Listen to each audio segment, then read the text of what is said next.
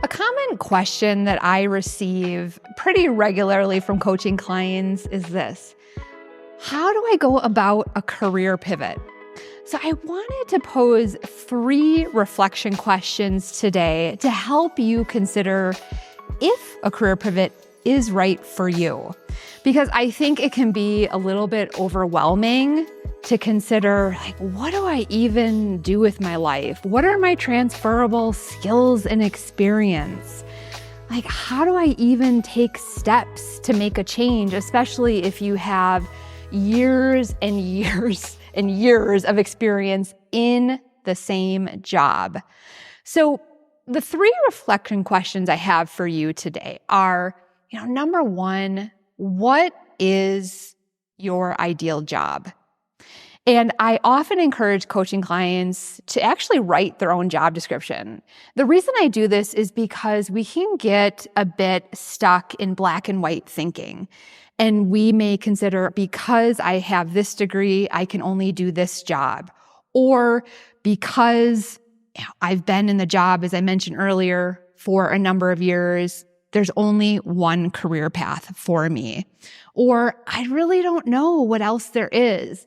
And so when someone writes their own job description, they're thinking big. I don't even recommend actually including a job title to start. Instead, it's important to consider, what type of work energizes you? What type of industry would you like to work in? What type of manager would be an ideal fit for you? How would you like to interact with your colleagues? What is the work that you be doing on a day-to-day basis? Are you working 40 hours a week versus 80 hours? Are you working at home, hybrid, in the office? Are you moving around? Are you sitting at your desk?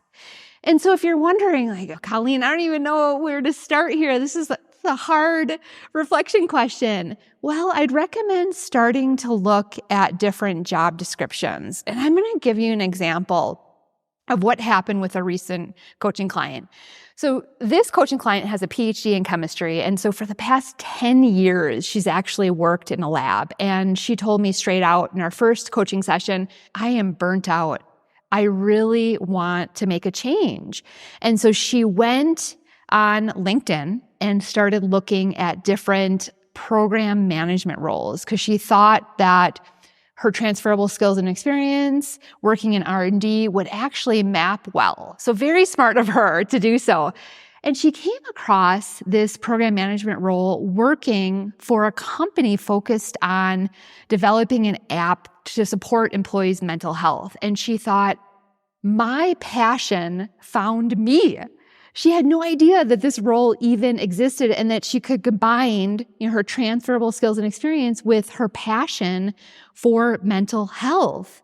And so it was so exciting to see this client light up and realize that there were opportunities that she had never considered before. So take some time, get out a piece of paper and type out, what is it that I want to do? If I could do anything, what would I be doing day in and day out? Second, I recommend thinking about your strengths. And so why is this important? According to Clifton's Strengths Finders, employees who focus on their strengths are 6 times more likely to be engaged at work. Isn't that profound? 6 times. So what happens when you are not utilizing your strengths? Well, on page 12, what it says, it's pretty significant, I'll tell you. Number 1, you dread going to work. Number 2, you have more negative than positive interactions with your colleagues. Number 3, you may treat your customers poorly. 4, you tell your friends what a miserable company you work for. 5, you achieve less on a daily basis. Your productivity is impacted. And 5, you have fewer positive and creative moments. And so I recommend either buying this book and obtaining the free code so you can get access to your top 5 strengths. You can also purchase your 5 strengths for $24.99 on the Clifton Strengths Finders website. And I'll have to say for myself, when I think back to my career, especially early on when I had no awareness of what my strengths were, I was like pretty unhappy in certain roles. And the reason is I was not utilizing any of my strengths. And so if you're interested in knowing what my top 5 strengths are, number 1, command. Number 2, input. 3, intellection. 4, relator. And then 5, strategic. And so early on, I was in this accounting role. For 8 hours a day, folks, I was looking at this spreadsheet. My eyes would be blurry. I would be tired by the end of the day. I had no interaction with people. It was me and the numbers. This role was not a good fit. I did not do that well in the role. I'm so grateful for the opportunity because what I tell coaching clients based on my own experience and others is like when you're in a job that does not align with your strengths, like it provides such rich data for you. Because for me, I really thrive when I'm in a balance of doing more analytical work, being able to take charge of projects or people, kind of lead the way. But I also love relating to people. That's the relator in me and figuring out how do I tailor my communication style to each person? How do I figure out someone's motivations? How do I understand how to connect with someone in order to potentially positively impact with them or just get along with them and build a trust-based relationship. So I recommend thinking back on times in your career when you really felt fulfilled. End of the day, it could have been a long day, but you're still energized versus feeling really drained. I'd also recommend thinking about positive feedback that you have received from managers in your performance review, thinking about feedback you have received from coworkers, stakeholders, maybe even friends and family. Like often our strengths are things like we naturally do and we don't even realize they're a strength. And so it's really important, if possible, that you align your work to your strengths. And then finally, the third reflection exercise or question I have for you is, what is your action plan? Okay, so you have your ideal job description. You know your strengths. What are you going to do to either further discover whether a career pivot is right for you or actually make a career pivot? And so I'm going to share a recent example of a coaching client who is interested in becoming a freelance writer. I met with her last week, and we devised a few different action steps for her so she could figure out, is it possible? Can I pursue my dream of becoming a freelance writer?